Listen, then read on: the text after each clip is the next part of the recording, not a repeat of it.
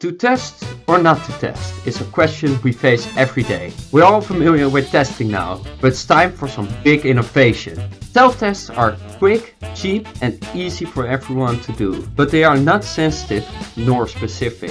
PCR are specific and sensitive in comparison, but they need an expensive thermal cycler, a big brain scientist, requires reverse transcriptase to turn the RNA into DNA, which can fuck things up really easily, and of course it can be used at point of care, so right next to the patient. Now introducing the coolest test of them all, Shine! But first we need to learn more about STOP. And to learn about STOP we need to learn more about Sherlock and Hudson. Introducing Sherlock. Sherlock, a highly sensitive tool to detect infectious diseases in humans, is a two-step process which involves target amplification followed by CRISPR-mediated nucleic acid detection. The most famous CRISPR tool is CRISPR-Cas9, harnessed from bacteria and used for gene editing. But Cas9 isn't the only CRISPR tool with applications for human health. Scientists have found a cousin of Cas9 called Cas13, which can be used to actually detect human disease. In its natural environment, Cas13 is a hunter that hunts for viral RNA using an RNA guide. When it finds its target, Cas13 goes God mode. It cuts RNA, a process called collateral cleavage. It is this mechanism that scientists use to create Sherlock. Here's how the Sherlock detection system works.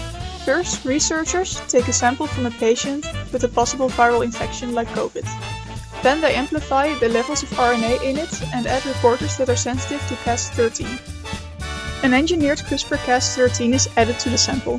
This Cas13 is programmed with a guide RNA that is designed to find only virus RNA and to bind to it. When this happens, Cas13 activates its cleaving mechanism and begins randomly slicing nearby RNA, including the reporters. Since each end of the reporter carries a different label, Cas13 separates these two signatures, creating a unique signal within the sample. The detection results will be shown on paper strips. If the sample is negative for COVID, the reporter remains intact and collects at one detection line. If the sample is positive for COVID, it collects at two locations, making a diagnosis easy to spot. So easy that if a little modified, it can be made into a point-of-care test. STOP! STOP is an assay that combines simplified extraction of viral RNA and isothermal amplification, so PCR but at one temperature, with Sherlock. This test can be performed at a single temperature in less than an hour with minimal equipment. But it can be even easier. Shine. Shine combines Sherlock with Hudson. Hudson is a technique that eliminates the need for nucleic acid extraction by using heat and chemical reduction to both destroy RNA-degrading nucleuses and the lysation of viral particles. Together, Sherlock and Hudson can be performed with limited laboratory infrastructure, solely requiring a heating element.